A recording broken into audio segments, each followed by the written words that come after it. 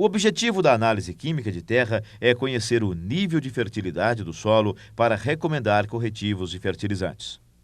Para atingirmos este objetivo, precisamos seguir 4 etapas principais: a amostragem do solo, o procedimento de análise propriamente dito, a interpretação dos resultados e a recomendação de calagem e adubação. O primeiro passo com relação à amostragem diz respeito à época de amostragem. De uma maneira geral, a época é definida com relação à antecedência necessária para a compra e aplicação de fertilizantes e corretivos, visto que os calcários exigem um período de até 3 meses para reagir. O segundo passo diz respeito à divisão da área em glebas homogêneas. A amostra de terra deve ser coletada de uma área homogênea. Isso é fundamental para o sucesso de todo o programa de calagem e adubação. Então nós vamos verificar agora como que nós devemos fazer esse planejamento da propriedade para que possamos dividir essa propriedade em áreas homogêneas. Veja o seguinte, nós temos uma propriedade como essa, vamos tomá-la como exemplo. Nós temos aqui um determinado relevo, uma parte superior, uma parte de meia encosta e uma parte mais baixa do terreno. Então, obviamente, há uma modificação do solo e das características químicas do solo em função desse relevo e dessa situação específica. Então, nós temos que levar isso em consideração para dividir essa propriedade em glebas homogêneas. Quando nós pensamos em dividir, então, nós temos 4 pontos básicos que nós devemos levar em consideração.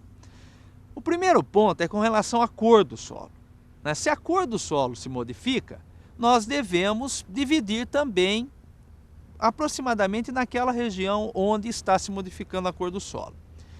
O segundo ponto seria com relação à textura ou à granulometria do solo. Então nós temos solos que são mais argilosos, solos mais arenosos. Então nós devemos também levar isso em consideração quando nós fazemos o planejamento de divisão dessa propriedade em glebas homogêneas.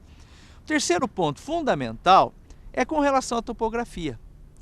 O solo ele se modifica em função do relevo, em função da topografia. Então nós devemos respeitar isso. Nós não devemos nunca coletar uma amostra de terra no sentido descendente. Aqui, por exemplo, nós devemos coletar uma amostra de terra na parte superior, na meia encosta e na parte inferior do terreno.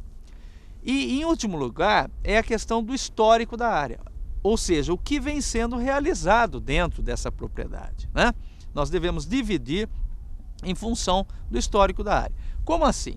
Sempre aquela área onde nós vamos coletar uma amostra composta, ela deve ter o mesmo histórico, em termos de calagem, em termos de adubação, em termos das culturas que foram cultivadas ali naquele local.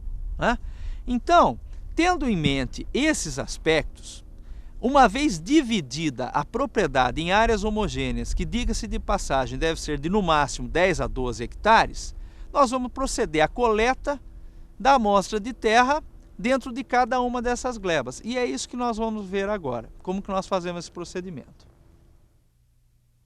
O terceiro passo da amostragem, o professor Luiz Inácio acabou de dizer: a coleta das amostras de terra dentro de cada gleba.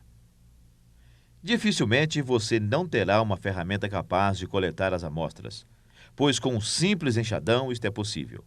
No entanto, existem instrumentos que foram desenvolvidos especialmente para isso e que podem facilitar muito a sua vida. Entre eles, vamos conhecer os 2 principais: o trado holandês e o trado tipo sonda. Para a coleta com o trado tipo sonda, é necessário também uma marreta para introduzir o trado no solo.